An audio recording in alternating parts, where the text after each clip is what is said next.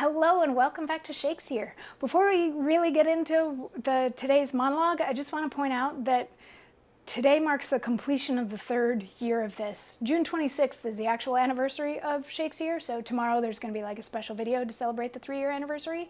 But with the completion of this video, I've been doing this for 3 years, every single day, which I think is kind of cool. Anyway, we're still working on Romeo and Juliet, and today we get to hear from Friar Lawrence in Act 4, Scene 5.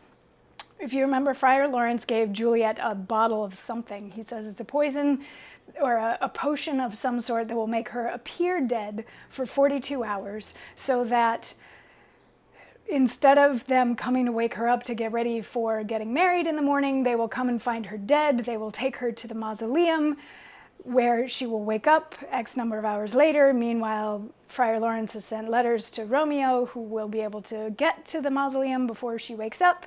He will get her and they will steal away in the middle of the night to Mantua and live happily ever after, and she will never have to marry Paris. So she was a little hesitant, but she did it. She took the potion, and at the top of Act 4, Scene 5, we had the nurse coming in very excited to wake up the new bride, and then she finds her dead. So she starts lamenting and wailing. Lord and Lady Capulet come in, bemoaning and wailing.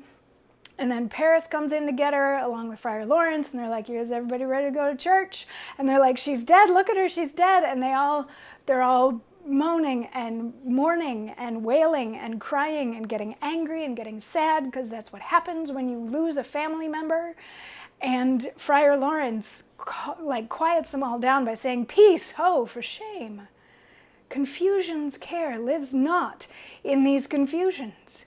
Heaven and yourself had part in this fair maid. Now heaven hath all, and all the better is it for the maid.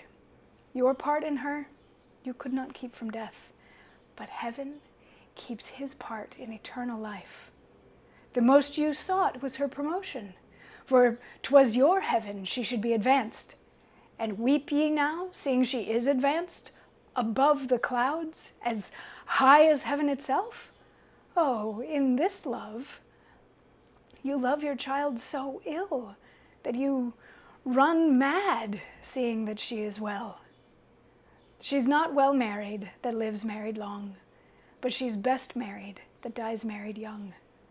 Dry up your tears and stick your rosemary on this fair corse, and, as the custom is, and in her best array, bear her to the church.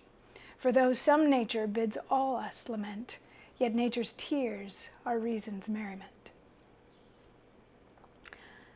So it's a very long way of him saying she's in a better place, is what it comes down to. He's like, all of this yelling and screaming doesn't help anything, and all you ever wanted for your daughter was the best, and now she's in heaven, and isn't that actually the best? So for you to be sad that she's gone to heaven is really counterproductive and counterintuitive. So strew rosemary, which was a thing that they did, because, you know, the smell of dead people, and put her in fine clothes and go ahead and take her to the church for a funeral. We'll put her in the tomb for a burial, all that sort of thing. She's in a better place. So everybody agrees that that's what they will do, and yes, they're still in mourning. They flip over all of the wedding decorations into funeral decorations, and they all leave except the musicians are still left behind, along with Peter. Peter being sort of a minor character who's almost like a servant to the nurse, or at least a cohort of the nurse. He went with the nurse when she went to find Romeo, to find out if Romeo and Juliet were going to get married. And Peter gets into this whole thing with the musicians where he wants them to play one song, but they don't want to play that song, and he suggests another one. And there's this whole thing about, you know, they're just sort of sticking around, kind of hoping that they'll get paid, but they're not actually getting paid by Peter. And then Act 4, Scene 5 ends, and actually Act 4 ends at that point. So tomorrow we dig into Act 5 to kick off Year 4 of Shakesyear. That's a little crazy. Anyway, there's at least a whole other year to go, because we have all of the plays to get through. So yeah, come on back tomorrow. We'll finish up Romeo and Juliet. There'll be a special bonus video, and then we will start digging into the Comedy of Errors after that, because we could use a play that's a comedy throughout, right? Anyway, I'll see you tomorrow for more R&J. Mwah.